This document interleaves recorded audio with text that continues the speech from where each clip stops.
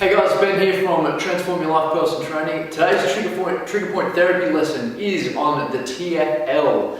Now the TFL is basically a hip flexor muscle found in between the bony part of your hip and the most external part of your femur, known as the greater trochanter. It's that squishy bit in there. It's basically a hip flexor and adductor muscle which assists with moving the hip forward and outward. So it can become really sore through lots of running, swimming, water skiing, activities like that that require a lot of up and down, particularly a lot of squatting as well. The hips can become really tight.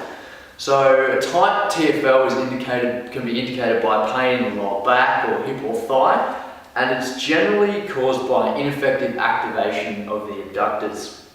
So basically to do this, what we're going to do is we're going to find the TFL. So as I said, bony point of the femur and the hip, this squishy part in there. So you want to roll down onto the roller as such, on our side, in that squishy part. Now what you want to do is you want to find a spot that says hello at about a 7 out of 10.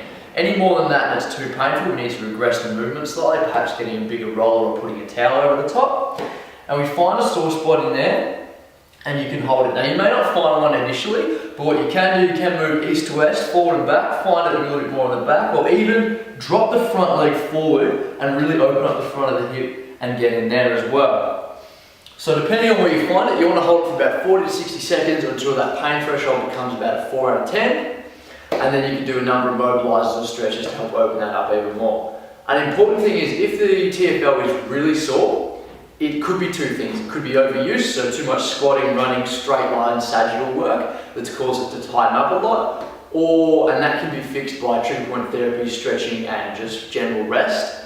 Or it could be done by being overactivated. So the difference between overuse and overactivation is basically when there's an underactivation of all supporting muscles and stabilisers. So in the case of the TFL, that's going to be weak stabilisers and abductors. So in order to fix this, yes, trigger point therapy will help release some of the tension, but to prevent it from happening again, it's going to be fixed by multiplanar stabilisation work and trigger point therapy as well as rest. So you need to strengthen up the muscles around that.